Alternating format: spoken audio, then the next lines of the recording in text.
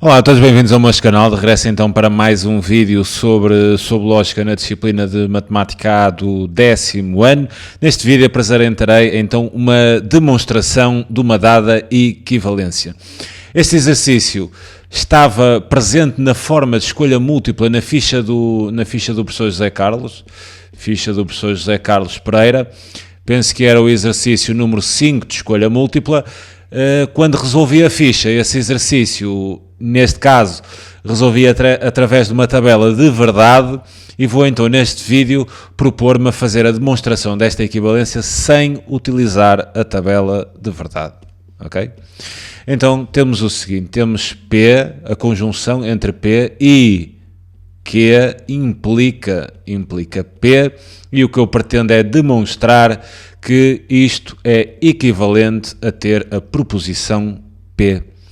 Bem, a primeira propriedade que eu vou aplicar aqui é transformar esta implicação numa disjunção.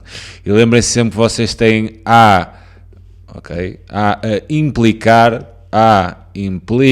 B. Isto é equivalente a eu ter não A ou B. Ou seja, toda a implicação é equivalente a uma disjunção entre a negação da primeira variável proposicional e a segunda. Sendo assim, isto há de ser equivalente a eu ter P e, transformando então a implicação como disjunção, vou ficar com um não Q ou P. E isto terá de ser equivalente à proposição P. Agora, o que eu farei aqui é um pequeno malabarismo. Reparem que falso é o elemento neutro. Neutro é o elemento neutro da disjunção. O que isto quer dizer? Que se eu tiver uma determinada proposição P e se eu reunir com uma proposição falsa, isto é equivalente a eu ter a proposição P, visto que falso é o elemento neutro. Ou seja, o valor lógico desta disjunção será dado unicamente pela proposição P. O que quer dizer aqui neste P, se eu fizer uma disjunção com uma proposição falsa, isto será sempre equivalente. Ou seja, isto há de ser então equivalente a P ou falso e, abrir parênteses, não Q ou P. Vou só fazer aqui para que fique mais evidente aquilo que eu vou aplicar em seguida, que é aplicar a propriedade comutativa da disjunção. E escrever esta disjunção, mas primeiro com a proposição P. Posso fazê-lo, não tinha a necessidade, mas também é para que fique mais evidente aquilo que eu irei aplicar em seguida. P ou não Q, equivalente então a P. Agora, vocês estão habituados a aplicar a propriedade distributiva neste sentido. Se tiverem A ou B e C, né, e vocês aplicam a propriedade distributiva, isto daria A ou B, né, e A ou C. Assim, o que eu vou aplicar neste próximo passo é a propriedade distributiva, mas no sentido inverso.